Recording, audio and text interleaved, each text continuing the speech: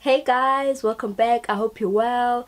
Today I'm doing a sit down video, and I haven't done one since my get to know me tag, so I thought I'd do one today. And I'm going to be talking about my postpartum journey. I have someone over there at the back, so let me see how far I can get with this video before he starts screaming, because it is teething time, so it's very tricky right now.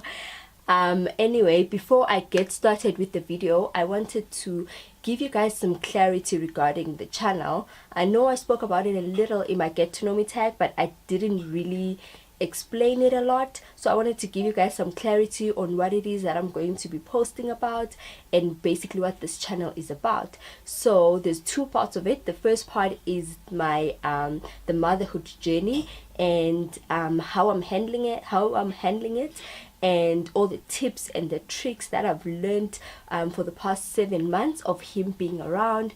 And I know it's only been 7 months, and 7 months sounds like a short time, but boy have I learned a lot in the 7 months. So everything that I've learned regarding him, all the tips and tricks, and here and there I'll do some product reviews, what worked and what didn't work for me, and hopefully all those things will be able to help some of you guys that are currently pregnant or going to have kids or wish to have kids, for you to get a bit of insight on what truly happens when baby arrives. And then the second part of the channel is everything about me, like the vlogs. Like my previous video was a vlog. I went to the Clicks Curls event, which was super fun. So stuff like that, things that speak to me and my growth and my spirituality and everything that has to do with me when I'm not home and taking care of baby. So that's the second part. And here and there I get to do sit down videos like this, sort of speaking about motherhood, speaking about growth, speaking about inspiration, all the things that I've learned. And in short, I can say that my channel is everything about me juggling being a mom and being a young professional at the same time, and how that all ties in together. So I hope that gives you a little bit more clarification on what it is that I'm going to be talking about. And without further ado, let's get into today's video. Okay, so my postpartum journey, I'll speak on two parts of it, which is the emotional part of it and the physical part of it. I think those are the main parts of it. Those are the ones that really alter your mental state, so to speak. So I'll start with the emotional. Obviously, again, this was my journey, and all the things that I went through, and all the tips and the tricks that helped me deal with it. Obviously you may or may not go through some of them or all of them, so this is just my experience. I'll start with the emotional part of it. First things first, hormones / feelings. I think we use that word hormones very carelessly. We're just always saying hormones, she's hormonal, hormones. And I think, first of all, it's a real thing. That's the first thing I want to say about it. They're real. It's not a joke. And when that time comes, when baby arrives, I think you will go through a whole lot of emotion in terms of feelings. You will just feel sad all of a sudden, and you'll feel happy. It's just pretty much an emotional roller coaster, literally. When they say that it's not a joke, it's completely true. It's an emotional roller coaster. And I think what helped me was later, though. I think, let me just say this first before I continue. Everything that I learned, every behavior that I adopted and that helped me as time went on, it was much later. I wasn't in the beginning. In the beginning, I was just like in the dark and trying to find my way and just all over the place and being a big mess. But as time goes on, it gets much better and much better and much better, because your baby grows into a human being and you get to know him, he gets to know you, you establish a routine, and things just get much better. But in the beginning,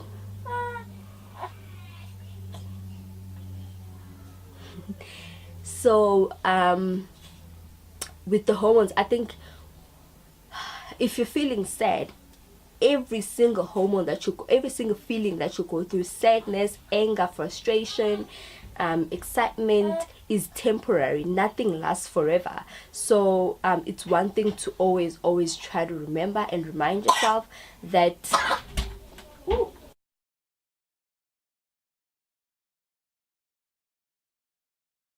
everything that you're going through is temporary. Nothing lasts forever. If you're feeling sad, it's not going to last forever. Acknowledge the sadness.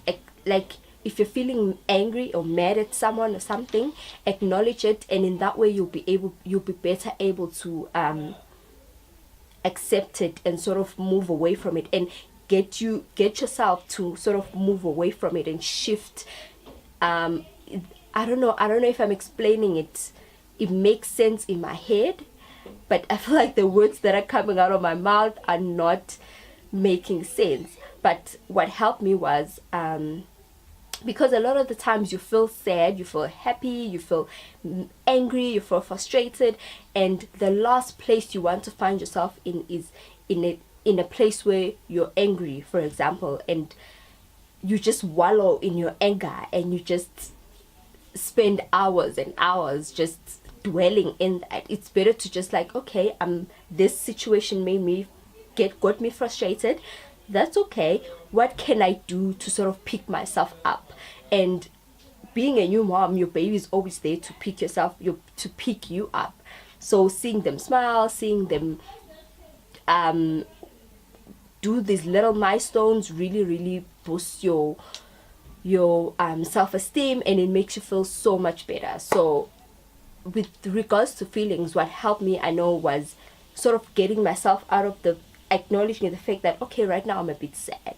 What is making me sad? This is making me sad. Can I change it? If I can, then work on changing it. If I can't, then work on accepting it and moving swiftly along onto the next thing, and not dwelling on sadness, not dwelling on frustration, because that wastes time and it's just stealing your joy, and who wants that? Another thing are expectations.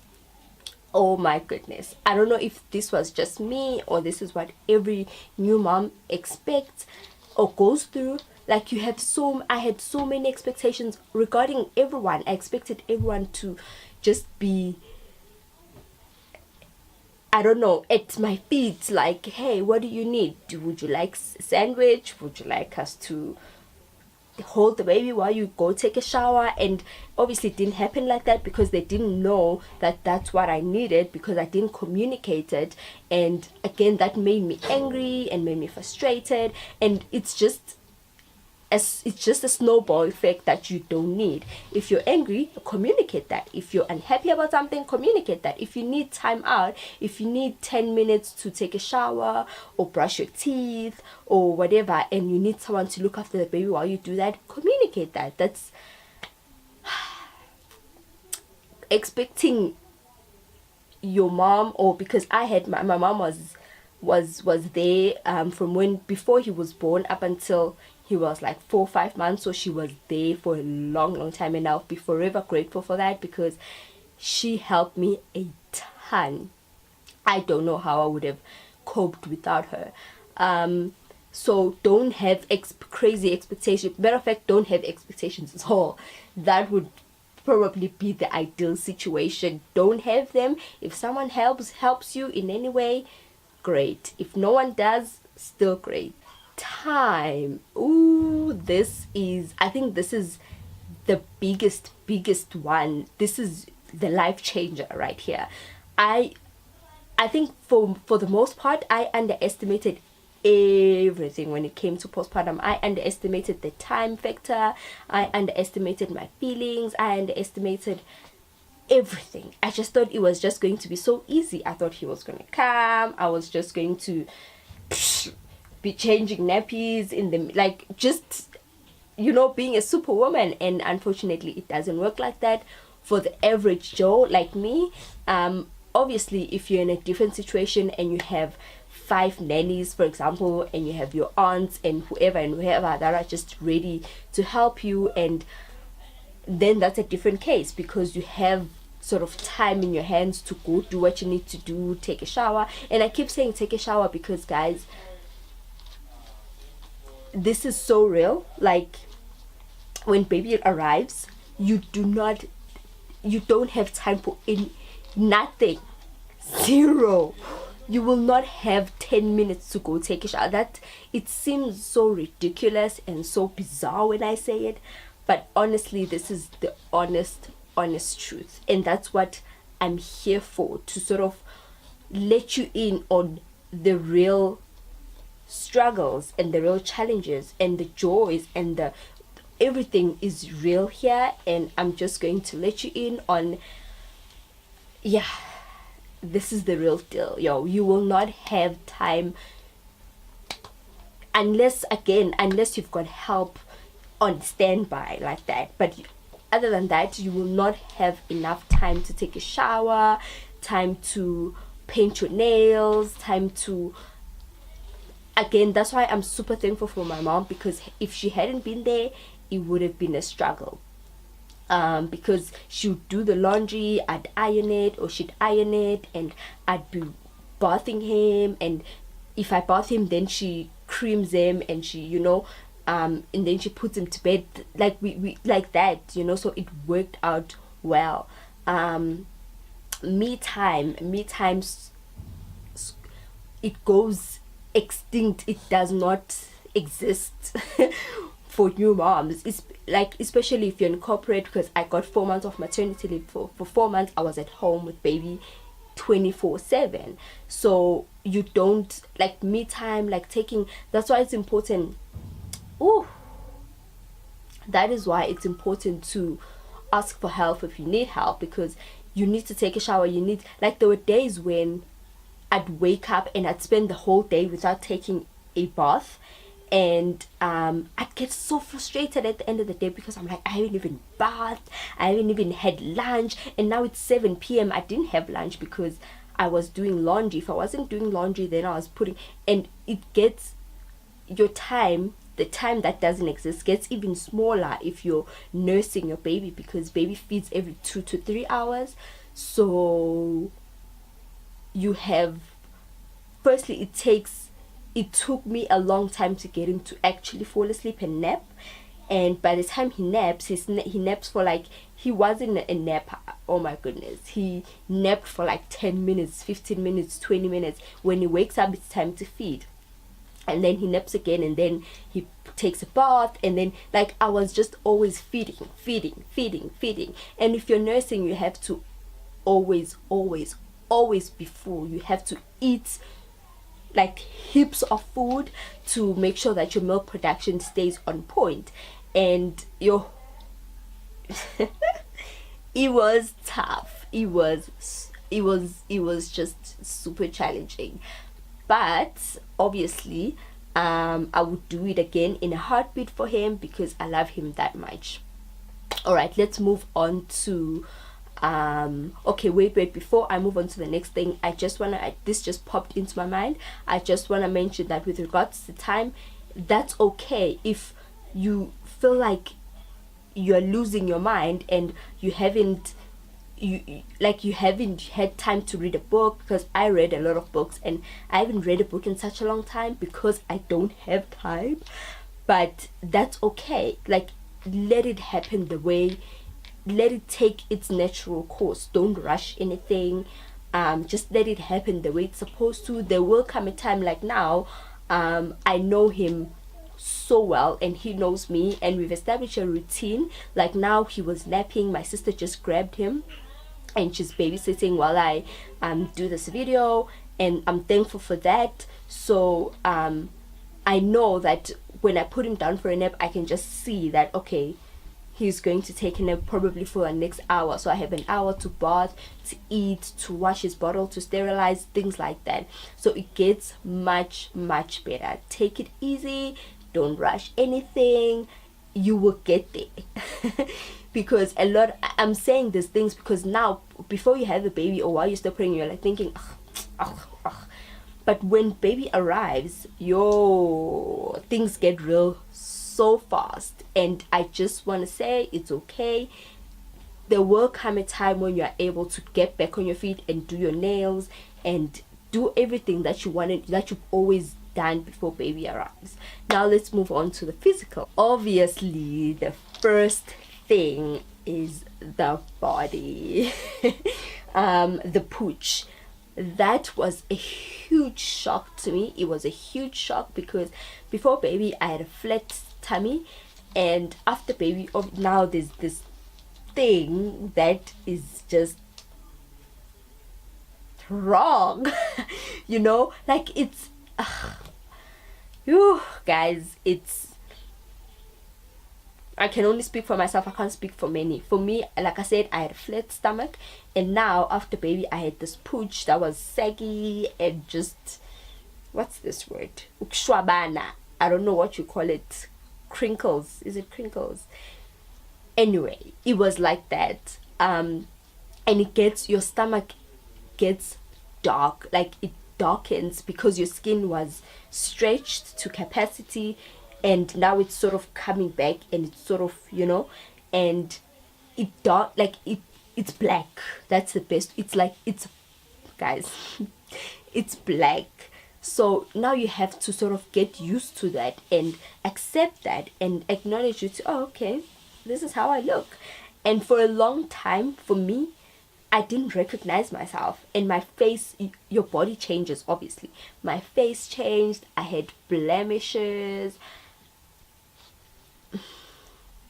It wasn't a pretty sight. So for a long time I couldn't recognize myself. I would look in the mirror when I'm getting dressed, I'd look in the mirror and I'd be like, who is this? It was like I was looking at a completely different person.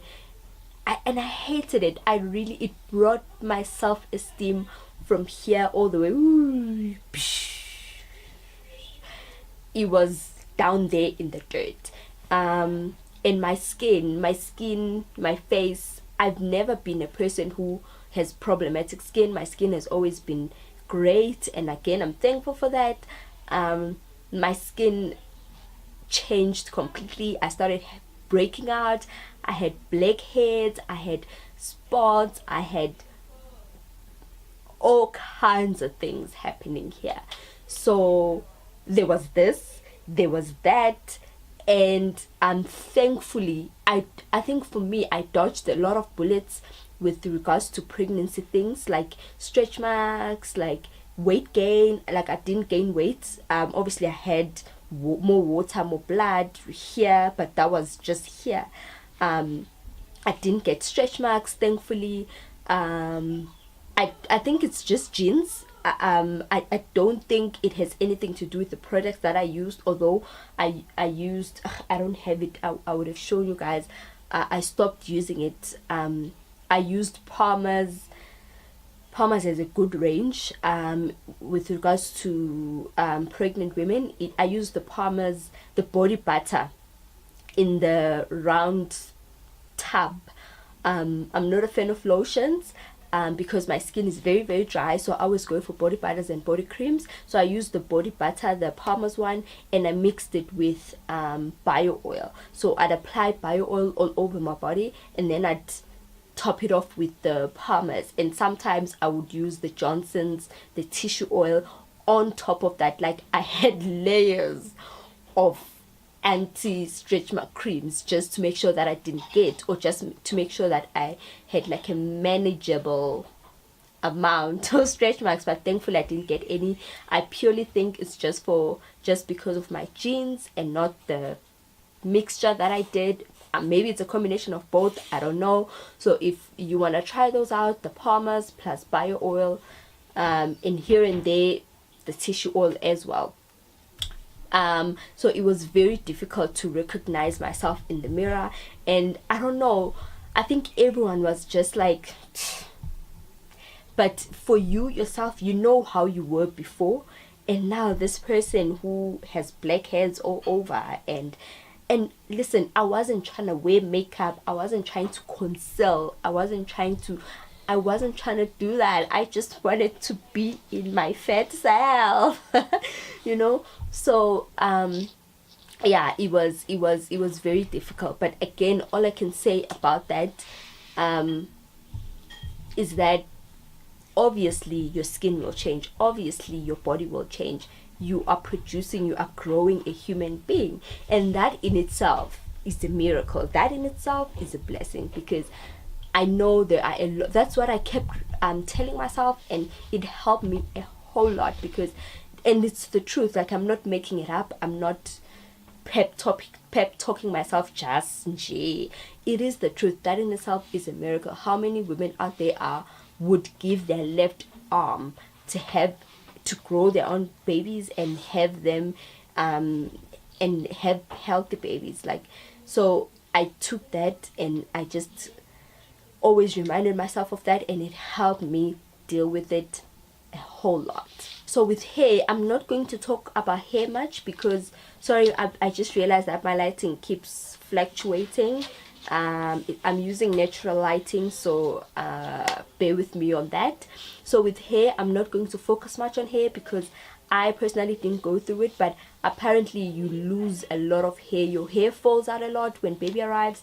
I personally didn't go through that. My hair, I just have thin hair, so it's always been like that. Before and after, it stayed exactly the same.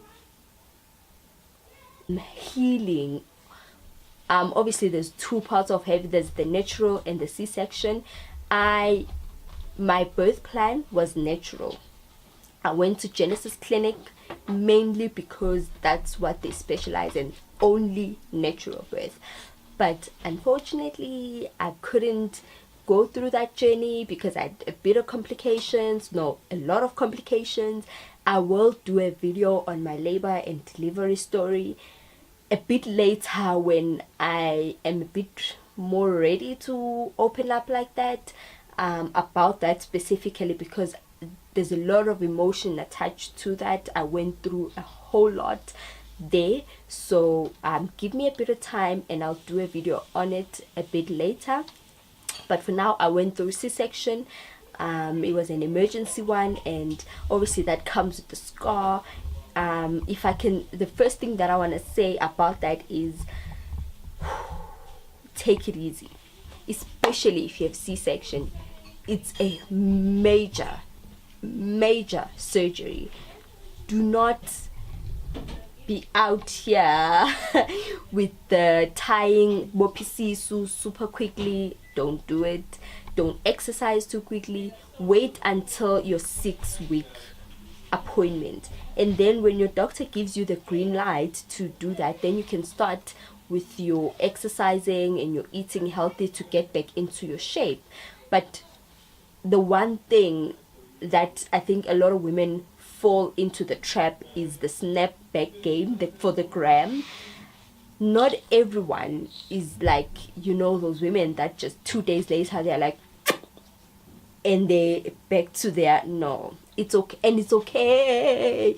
I'm not throwing shade on anyone. It's okay to be that, and it's also okay to take a year to recover. It's also okay to take 2 years or 5 years or 10, heck, 15 years. It's okay. It's your body, it's your recovery, it's your healing, it's your time, it's your experience. It's okay. For me, I started tying my stomach much later, I think around 5-6 months, because my scar wasn't healing the way it was supposed to. So that took a bit of time for me to get there. Healing will take, allow your body to do what it's supposed to, the best way it knows how. Don't rush it.